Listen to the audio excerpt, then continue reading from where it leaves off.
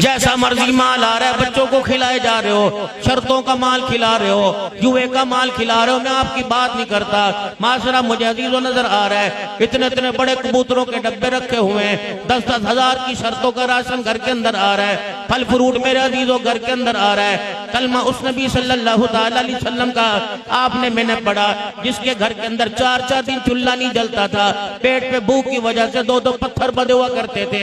याराने मोहम्मद अरबी सल्लल्लाहु अलैहि वसल्लम का हाल ये था। और लोगों, कई मरतबा तो ऐसा वक्त आता साहबा इकराम के पास सतर छुपाने के लिए कपड़ा भी नहीं हुआ करता था।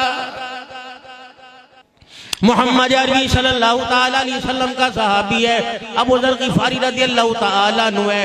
दुनिया से जाने का वक्त आया, जनाब अब्दुल्ला बिन मसूद रज़ियल्लाहु तआला अन्हु पास बैठे हुए हैं। फरमाया अब्दुल्ला, अल्लाहु अकबर। रसूलुल्लाह सल्लल्लाहु अलैहि वसल्लम ने फरमाया था, तुम में एक शख्स अकेला दुनिया में आया, अकेला रहेगा, अकेला दुनिया से जाएगा। जिन हजरात के सामने आपने फरमाया था मेरे सारे के सारे साथी चले गए, मैं अकेला बाकी रह गया, ऐ मेरे भाई मैं दुनिया से चला जाऊं, मेरे कफन दफन का इंतजाम करियो, मेरा जनाजा पढ़ के जाइयो। फिर जनाब अबू ज़र ग़िफ़ारी की आंखों में आंसू आ गए। अब्दुल्ला बिन मसूद रज़ियल्लाहु तआला अन्हु कहने लगे, ऐ मेरे भाई तू इस वजह से रोया तो अकेला रह गया, तू इस वजह से रोया तुझे अबू बकर याद आया होगा, तुझे उमर फारूक याद आया होगा, जिंदगी के तुझे अच्छे दिन याद आए होंगे।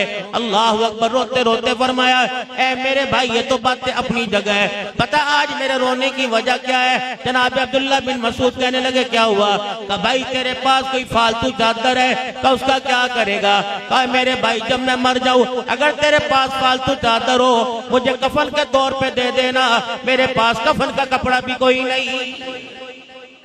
अंबार लगे हुए कपड़ों के घर के अंदर तलाकें हो रही हैं। इस साल सर्दी के कपड़े बना के नहीं दिए, गर्मी के कपड़े बना के नहीं दिए। रब अकबर की कसम है, तुम उन लोगों का सामना कैसे करोगे जिन्होंने एक एक कपड़े के अंदर अपनी पूरी जिंदगी गुजार दी। 4 चीजों पे मेरे अजीजों मेहनत हो रही है। मकान के बनाने पे मेहनत हो रही है, लिबास के बनाने पे मेहनत हो रही है, दस्तरखान के सजाने पे मेहनत हो रही है, गाड़ी के लेने पे मेहनत हो रही है। इसके लिए मेरे अजीजों बताओ आपकी मेरी मंजिल क्या है? हुण तो एको मकसद रह गया, काले रंग की गड्डी लेना, टूटी गाड़ी ले लो। अब तो एक ही मकसद रह गया, फलानी गाड़ी ले लो। अब तो एक ही मकसद रह गया, मकान बना लो। अब तो एक ही मकसद रह गया कि सोना लिबास पहन लो, ए कपड़े पाके जावा, ए कपड़े पाके जावा, ये शादी के काबिल है। परसों तो मैंने जोड़ा पहना था, तरसों तो मैंने जोड़ा ये पहना था। ऐसा भी तुम्हें मर्दे कलंदर दिखाऊं जो अपने घर आया, बीवी से कहने लगा मैं तुझे इजाजत देता हूँ, अम्मा अब्बा के घर चली जा, हालात बेहतर होंगे, खुशहाली के दिन आएंगे, रोटी दाल का इंतजाम हो जाएगा, मैं तुझे बुला लूंगा। अगले दिन आए, फिर फरमाने लगे आज भी इंतजाम ना हो सका, कल वाली बात क्या, तो अपने अम्मा अब्बा के घर चली जा। तीसरे दिन अहमद अली लाहौरी ने अपनी घरवाली से बात की, दाढ़े मार मार के रोने लगी, अल्लाह के बंदे मैं तेरे घर रोटी खाने तोड़ी आई थी, आज तूने मुझे रोटी का ताना दे दिया, आइंदा मुझे ताना ना देना। रोटी तो अम्मा अब्बा के घर बड़ी मिल रही थी, बड़ी मुरक्कन की दाएं बड़ी मिल रही थी। मेरे बाप ने तो निकाह से पहले मुझे बताया था बेटी ऐसे के घर तुझे ब्याह रहा हूं, जब फाका आएगा खाना नहीं आएगा।